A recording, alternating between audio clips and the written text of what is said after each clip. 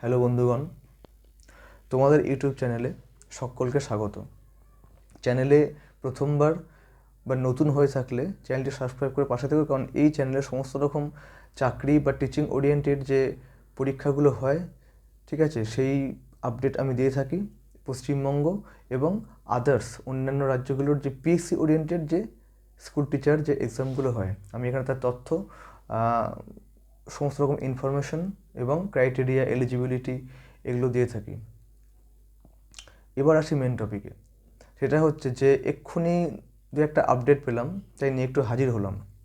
সেটা হচ্ছে যে চলতি সপ্তাহেই মানে 26শে ডিসেম্বর থেকে নবম দশম বা 9-10-এর যে নথি যাচাই প্রক্রিয়া বা ভেরিফিকেশান শুরু হওয়ার কথা ছিল, সেটা কিন্তু হচ্ছে না, রিশিডিউল্ড হয়েছে এবং ডেটটা হচ্ছে 29 ডিসেম্বর। 29শে ডিসেম্বর থেকে নবম দশমের নথি যাচাই বা ভেরিফিকেশন প্রক্রিয়া কিন্তু শুরু হতে চলেছে। 26 তারিখ থেকে হচ্ছে না, এর কারণ হিসেবে আমাদের পর্ষদ থেকে জানিয়েছে যে কম্পিউটারের ত্রুটি বা কোনো যান্ত্রিক গোলযোগের জন্য, ঠিক আছে, ডেটটা একটু পেছানো হলো। যেহেতু সুপ্রিম কোর্ট থেকে 31 আগস্ট পর্যন্ত টাইমটা দিয়ে দেওয়া হয়েছে অনেকটাই, তো সেই হেতু কী হলো, এটা 29 ডিসেম্বর বা 29 ডিসেম্বর থেকে নবম দশমের ভেরিফিকেশন স্টার্ট হচ্ছে।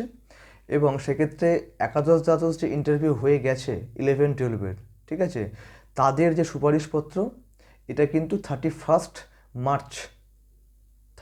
মার্চের মধ্যে ইস্যু হবে।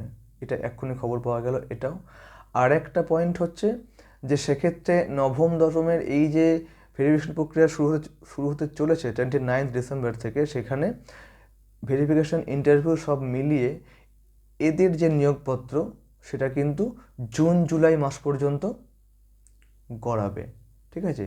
নবম দশমের ইন্টারভিউ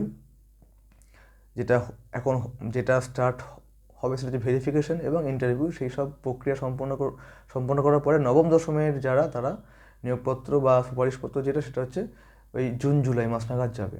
আরেকটা পয়েন্ট হচ্ছে যারা ভিন রাজ্যের ক্যান্ডিডেটস, অন্যান্য রাজ্যে যারা ক্যান্ডিডেটস, তাদের ক্ষেত্রে ভেরিফিকেশনের টাইমটা কিন্তু একটু বেশি লাগবে, ইটস টাইম বাউন্ড, ঠিক আছে। তাদের পুলিশ ভেরিফিকেশন, তারপরে সমস্ত রকম কিছু নথি যাচাই, একটুখানি কিন্তু সময়টা তাদের ক্ষেত্রে বেশি লাগার সম্ভাবনা রয়েছে।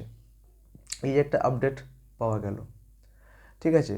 তাহলে এর পরে বিষয়টা যেটা গিয়ে দাঁড়াচ্ছে সেটা হচ্ছে যে এই যে এক্সট্রা সময়টা পাওয়া গেল, সেই জন্য কীভাবে কাজগুলো সুষ্ঠুভাবে হবে সেটা এক্সপেক্টেড। এবার তার মাঝখানে আমি আগেও বলেছিলাম, এখনও বলছি, যে আইনি যে জটলাগুলো আছে বা যে জটগুলো আছে, সেগুলো আস্তে আস্তে একের পর এক হিয়ারিং হতে থাকবে, সেগুলো আস্তে আস্তে কাটতে থাকবে এবং তার বেসিসে যে সমস্ত রায়গুলো বা সিদ্ধান্তগুলো উঠে আসবে, ঠিক আছে, সেটাও কিন্তু অনেকটা এক্সপেক্টেড, মানে আশা করা যায় যে অনেকটা সাউন্ড আসবে, মানে অনেকটা সুষ্ঠুভাবেই আসবে, এটা আশা করছি বা আশা রাখছি।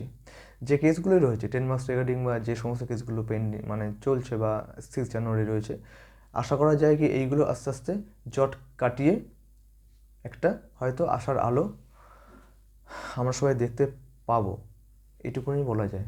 দেখা যাক ভবিষ্যতে কী হয় বা কী হতে চলেছে। নেক্সট আপডেট নিয়ে আসছি।